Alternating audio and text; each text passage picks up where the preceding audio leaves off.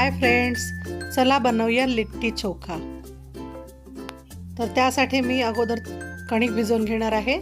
कणिक घेतली, त्यामध्ये थोडंसं मीठ टाकलेलं आहे, थोडंसं तूप टाकलेलं आहे। 1 किंवा 2 चम्मच तूप टाकायचं आहे आणि आवश्यकतेनुसार पाणी टाकून घट्टसर गोळा करून घ्यायचा आहे। गोळा मळून घ्यायचा आहे। कणिक मळून झालेली आहे आपली, तर एका साईडला ठेवून देऊ आपण।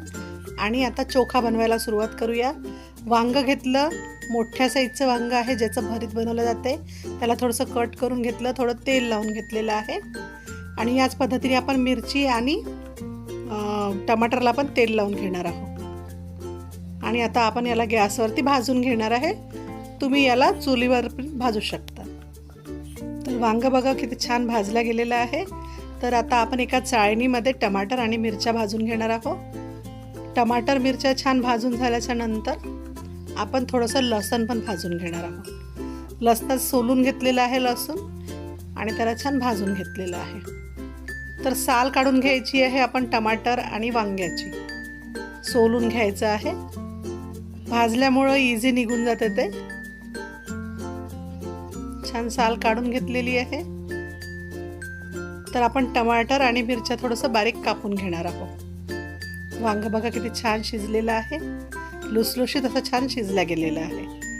मिरच्या बारीक कापून घेत आहे आणि सोबतच टमाटर बारीक कापून घ्यायचं आहे। आणि जे भाजलेलं लसूण आहे ते पण आपण बारीक बारीक कापून घ्यायचं आहे। सर्व आपण एकत्र टाकून घेणार आहोत। कापलेला लसूण पण टाकून द्यायचा आहे। बारीक चिरलेला कांदा टाकत आहे, लसूण टाकून राहिलेली आहे। आता यामध्ये आपण बारीक चिरलेली कोथिंबीर टाकून राहिलेलो आहोत।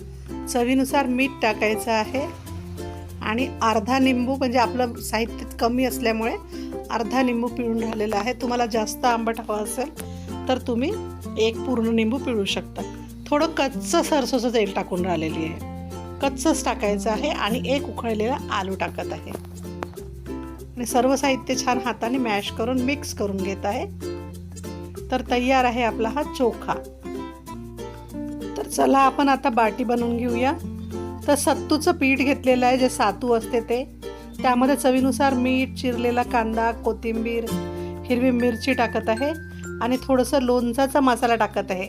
जे आंब्याचं लोणचं असते आपलं तिखट, त्याचा थोडासा मसाला टाकलेला आहे। अगदी 2 चम्मच टाकायचा आहे। थोडंसं तेल टाकलेलं आहे, बारीक चिरलेला लसूण टाकलेला आहे आणि एवढं असं छान मॅश करून घ्यायचं की या पद्धतीने गोळे तयार झाले पाहिजे। जर वाटल्यास तेल थोडंसं आणखी टाकू शकता तुम्ही। या पद्धतीने गोळे बनवून घेतले मी। आणि जी आपली कणिक होती छान मुरलेली आहे त्याला छान चुरून घेतलं आणि या पद्धतीने एक गोळा घेऊन त्याच्यामध्ये आपण हा सत्तूचा मसाला भरून राहिलेला आहोत आणि पॅक करून घ्यायचा आहे। सगळं छान असं दाबून भरून गोळा तयार करून घ्यायचा। याच पद्धतीने आपण सर्व गोळे तयार करून घ्यायचे आहे। यालाच लिट्टी म्हटल्या जाते।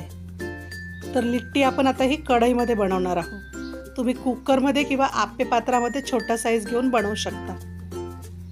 आपण एका पॅनमध्ये बनवून राहिलेलो आहोत। या पद्धतीने थोडंसं कट मारून घेत आहे, जेणेकरून ते आतपर्यंत छान शिजल्या जातील। तर भरपूर असं तूप टाकलेलं आहे पॅनमध्ये आणि छान आपण याला गरम झालं तूप की याच्यामध्ये आपण एक लिट्टी या पद्धतीने ठेवून द्यायची आहे आणि झाकण लावून याला छान शिजवून घ्यायचं आहे। छान क्रिस्पी होतपर्यंत दोन्ही बाजूनी छान आपण याला परतून घ्यायचं आहे। प्रत्येक वेळेस पलटल्याच्या नंतर आपण याला झाकण लावून ठेवलं होतं। तर या पद्धतीने छान आपण शेकून घेतलेले आहेत सगळ्या। बघा छान अशा क्रॅक झालेले आहे, पूर्ण आतपर्यंत छान शिजलेले आहेत। झाकण लावल्यामुळे छान शिजून जातात ते। तर तयार आहे आपली ही लिट्टी। याच पद्धतीने सगळीकडे छान शेकून घेतलं आणि सर्व लिट्टी याच पद्धतीने बनवून घेतलेली आहे। तयार आहे आपला लिट्टी आणि चोखा।